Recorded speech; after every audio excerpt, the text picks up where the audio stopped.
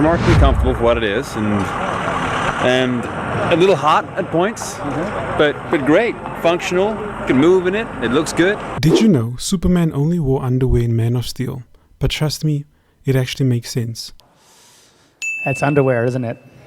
We wanted the costume to be cultural to Krypton, and when they're on Krypton, you see like everyone has a version of the skin suit on. They like that. That's like a thing that exists within Kryptonian culture. Then you would add a whole planet of people who had their underwear on the outside of their pants. So according to the scriptwriter, all the battle armor goes on top of the suits, like Zod's. But since Superman is a refugee, his outfit doesn't have that gear and would make him defenseless on his own Kryptonian turf. But this idea informs so much of the world of Krypton. So, for all those people that complain the suit doesn't have red underwear, joke's on you. The whole thing is underwear. Did you know that Supergirl was in Zack Snyder's Man of Steel? And it seems she had a big part to play in the DCEU, but she was never given a future thanks to Warner Bros. So, before Superman enters the Kryptonian ship in the Arctic, there's one part left open, seen here.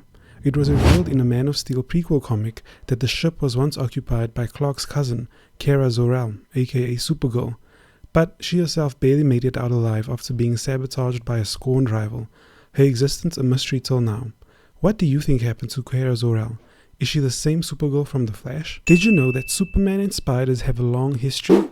No, not that spider, but Supes did end up fighting huge spiders twice. So, Kevin Smith revealed that when he had to write a Superman film, a producer really wanted Supes to fight a huge spider. He's like, I got some directives for you if you're going to move forward on the process. Some things I want you to do and don't in the script. He's going, 3 things. Okay, I said, all right. He's going, 1, I don't want to see him in that suit. 2, I don't want to see him fly. And 3, he's got to fight a giant spider in the 3rd act. Peters insisted on Superman fighting a giant mechanical spider, supervillain Brainiac fighting a polar bear, and so on. And although that film never took off, John Peters did get his wishes met when he co-produced Man of Steel. The world engines that Superman has to destroy resemble giant spiders. They de-aged me and I'm fighting a spider. I didn't do any of that. Nicolas Cage's Superman was always meant to fight giant spiders, but it just didn't happen in a normal way. So, Kevin Smith revealed that a producer, John Peters, was obsessed with giant spiders and that Tim Burton's Superman had to fight it. And while Nick got fitted for a Superman movie, it never took off. But Warner Brothers, trying to use nostalgia for their scrambled DCU, included him in The Flash 2023, nearly 2 decades later. Would you have wanted to see a Nic Cage and Tim Burton Superman? Let me know in the comments. It's a very fine razor which he walks, of sort of visionary to dictator and destroyer. And Michael balances that perfectly, I think. There's almost a pride in Krypton, and then the idea of everything else below Krypton is expendable. And the idea that Superman doesn't kill, it's not canon in the comic books. I mean, it's this idea that came out later. When Superman killed Zod, it made a lot of viewers angry. However, there was a lot more to the scene than meets the eye. As David S. Goyer, the scriptwriter of Man of Steel, explains, this was the origin story for Supes and his lesson in learning not to kill, to make sure it doesn't happen again. There's a scene I wrote that never made it into the movie. It was a flashback with Jonathan Kent, in which Jonathan is taking Clark out hunting, and they kill a deer. Clark, I think he's like 12, fires and he misses. So he doesn't miss. He hits the deer, but it's not a kill shot, and the deer's suffering, and his father has to finish the deer off, and it's and young Clark is incredibly shaken by it, and they have this conversation about the responsibility of taking a life, and I just felt we had to cut for time, also for budget, and I've always wished that scene could have made it in the movie, because I felt like that was also a bit of a tee up into what happens. And that's thematically what's going on. Totally. Exactly. Totally. Do you think the scene would have helped people understand Superman's decision, or was Zod blasting people with laser beams enough incentive? I think it was enough for me, man. I don't know. Smallville connections in Man of Steel. A school photo of Jonathan and Clark Kent show that Clark went to Weisinger Primary School.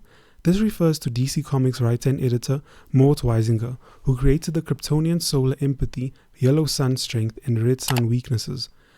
When Clark is being bullied, it's in the vicinity of Sullivan Truck and Tractor Repair, which is a nod to Chloe Sullivan, who was Clark's best friend and most trusted sidekick on Smallville, and an original character created for the show. Also in the same scene, Clark is bullied by a gang led by Whitney Fordham, a character who was inspired by Whitney Fordham, another character created for the show as Lana Lang's boyfriend in season 1. Seeing there's a lot of Lana Lang up in here. The Smallville barber shop is named Otto's Barber Styling. Otto refers to DC comic writer Otto Binder, who created Supergirl, Krypto, Brainiac, The Phantom Zone, and Jimmy Olsen's Signal Watch. During the Smallville fight, the residents take shelter in the post office, known as Ezra's Mail Depot. According to Smallville, the hometown was funded by Ezra Small. Did you know that Christopher Reeve's Superman suit was the reason Henry Cavill got cast in Zack Snyder's Man of Steel? Just Christopher Reeve's suit. Either of that or a replica of it. That they just had? No and it's literally like a pair of kids' pajamas, and they hand it to you and they're like, put this on for the screen test. And you're thinking, I'm going to look really bad in this. Henry revealed to Entertainment Weekly that he felt unready and nervous. Luckily, he exuded calmness and impressed Zack Snyder. Do they say, and you can leave your pants on? Or do they say, you should really slip your underwear off? They just don't want to see, like, boxer brief lines. Okay. So. Boxer briefs, everyone. Yeah, boxer briefs. Yeah. I'm in a thong in my one. Yeah, I love it. I didn't even ask you, Tom. Did you know that Lois Lane is the first human to officially welcome Superman to planet Earth, even though this happens at the end of Man of Steel only? Because after we see Superman struggle with his identity, life and purpose, we finally see him being both Superman and Clark Kent as he rides his bike to the Daily Planet. He is introduced to Lois officially, even though she was his ride or die already and didn't snitch on him, and she says, Lois Lane, welcome to the planet. Meaning Daily Planet. But Zack Snyder ended the movie on this to punctuate the fact that Supes is now Earth's official protector and is welcomed by humans. Especially his favorite human. 5 Man of Steel moments taken from comics. Clark's line, "Can't I keep pretending I'm your son?" and Jonathan's response, "You are my son," are taken from Superman, Secret Origin by Jeff Johns. In the final battle, when General Zod and Superman fly into outer space, they both hit a satellite with the Wayne Enterprises logo on it. At around 40 minutes before Clark enters the Kryptonian ship, there is one part left open. It was revealed in a promotional comic book that the ship was once occupied by Clark's cousin Kara Zor-El, aka Supergirl, possibly indicating her appearance in a forthcoming installment. Kara would indeed appear in The Flash 2023. When Zod uses heat vision for the first time, there's a small sign that says "Keep calm and call Batman" on the wall behind Superman. When Zod hurls the tanker truck, there's a smiley face behind Superman. A smiley face was also the motif for the Watchmen comic, which Zack Snyder had previously adapted. When Superman and Zod charge each other at the skyscraper, a sign for Blaze Comics can be spotted. This was a fictional publishing company that the DC Comics hero, Booster Gold, hired to tell his tales. As Superman flies after Zod, a sign for Star Labs is spotted. Star Labs has aided Superman in created villains such as Parasite and Atomic Skull. There's a sign for Utopia Casinos and WGBS News. These are properties owned by unscrupulous businessmen Tony Gallo and Morgan Edge respectively, against whom Superman faced off. Early in the film, during one of the scenes at the Kent house, a double tanker truck passing in the background bears the LexCorp brand name. Also, a building in Metropolis and a tanker truck later bear the name as well. This is the company run by Superman's arch-rival Lex Luthor. Superman's Kryptonian family name El is one of the Hebrew names for God. This comes from the original comic writers Jerry Siegel and Joe Shuster, who, being Jewish, would have been familiar with this trivia as part of their cultural heritage. The robots in the House of El are named Kelex and Kelo. These are the names of robots that aided Superman at his Fortress of Solitude. In the 1979 miniseries World of Krypton, Kelex and Kelo were assistants in the House of El, at the service of Sieg-El and later for his son, Jor-El. At around 48 minutes, when Jor-El tells Clark the meaning of the S symbol, he does a chest reveal similar to the way Superman has done over the years when changing outfits. Did you know that Superman leaped and hopped before flying in Man of Steel? Because in Superman's first comics, he only leaped an eighth of a mile, like a high-powered kangaroo. But this didn't last long, because when Superman's first cartoons and TV shows were made, it was decided that this looked undignified. So, from then on, he flew. but most Superman projects start Superman off by learning to leap before he flies, which is just practical, but also a nice homage to the comics. Language in Man of Steel.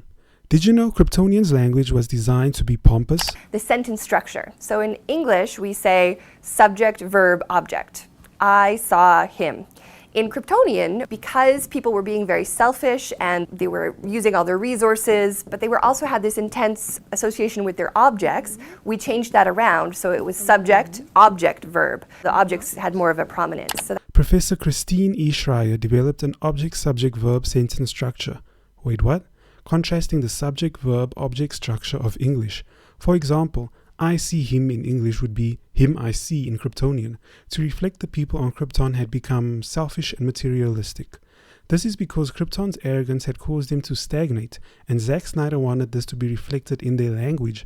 This is also reflected in a flashback scene in which Clark Kent is being bullied. He is seen reading The Republic by Plato. In The Republic, Plato describes his perfect society, which mirrors the makeup of Kryptonian society as given here. Most obviously, both societies have preordained births in which people are born into roles such as leaders, warriors, or farmers.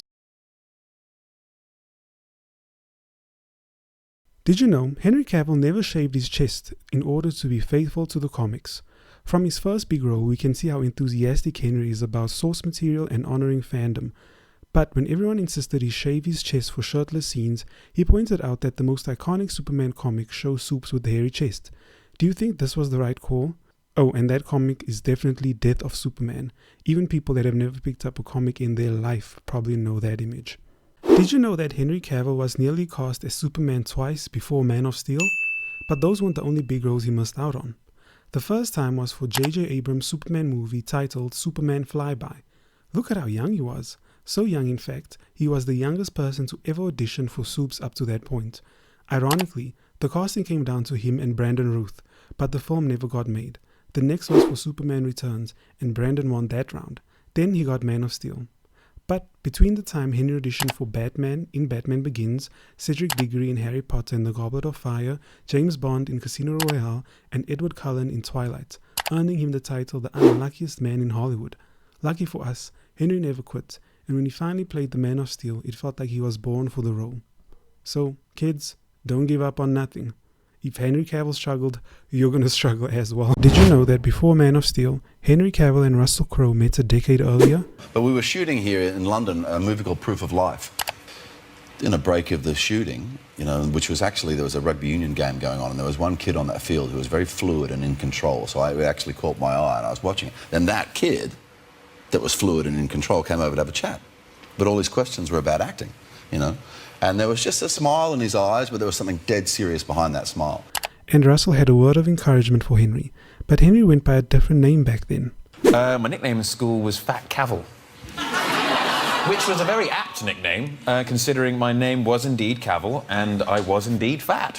Still, Russell was pretty jealous of Henry's body while filming, as we all are. I stare at Henry and go, you little bastard.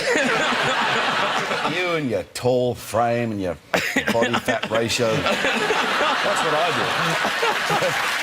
do. Did you know that Gal Gadot was originally cast as Faora, but had to drop out due to a pregnancy? Of course, the wonderful Anjay Trao was cast in her place. Gadot, of course, then played Diana Prince, aka Wonder Woman, in Batman v Superman, Dawn of Justice, and the rest is history. But do you think Gal would have been a good Faora, or Anjay a good Wonder Woman? Let me know in the comments. Did you know that movies are very hard to make? Superman movies even more so. And producers and studio executives don't make it easier. I'm afraid the brainless drones who run the network cancelled our license. Especially for Zack Snyder's Man of Steel. Scriptwriter David S. Goyer spoke about ridiculous script notes and comments he had gotten from producers and studio execs. For example, during a writer's meeting with the executives, the ending involved Superman using the pod that he arrived in as a child in order to bring down General Zod's ship. The note said, you have to change that, because if Superman uses this pod and it's destroyed while saving the city, how is he ever going to get back home to Krypton? Goyer said there was just this long pause in the room, and someone pointed out, Krypton blew up. You saw 30 minutes of it. Do you think you could handle making a movie? Well, I suppose anyone can. Maybe I should ask, do you think you can handle idiots? Did you know that Gal Gadot was originally cast as Fiora, but had to drop out due to a pregnancy? Of course, the wonderful Anjay Trao was cast in her place. Gadot, of course, then played Diana Prince, aka Wonder Woman, in Batman v Superman, Dawn of Justice, and the rest is history. But do you think Gal would have been a good Fiora, or Anjay a good Wonder Woman? Let me know in the comments. He was shooting Proof of Life, doing a scene of Proof of Life at my school, and I was an extra, and one of the kids, I think his name was Merlin, was playing a character in the movie. But we were shooting here in London a movie called Proof of Life in 2000, and there was the opening sequence of the film was shot at Stowe College. And we were all standing there in a sort of big semicircle in between setups, staring at it. There was a rugby union game going on, and there was one kid on that field who was very fluid and in control, so it actually caught my eye, and I was watching it. Then that kid that was fluid and in control came over to have a chat, but all his questions were about acting, you know? And there was just a smile in his eyes, but there was something dead serious behind that smile. So instead of not answering the questions or whatever, because you get answers to these questions 100,000 times, I told him the truth. He very generously, 2 days later, sent me an Aussie rugby jersey, some Vegemite, a band CD, and some Australian sweets. The treasure of this trove was a picture of him in Gladiator. I put, a journey of 1,000 miles begins with a single step. Basically, you know, if you want it, you go and get it, you know? Yeah. 12 years later, and it was probably 3 months into working together, you know, I finally said to him, do I know you from somewhere? And he got this little smile in his eyes and went, do you remember going to Stowe School? And I was like, yeah. And he goes, do you remember a kid that came and talked to you about acting? I went, yeah. He goes, that's me. I said, really? What did I say? And he said, well, you said they pay you pretty well, but they treat you like shit. And I said, yes, Senator. That's exactly what I said. How are you?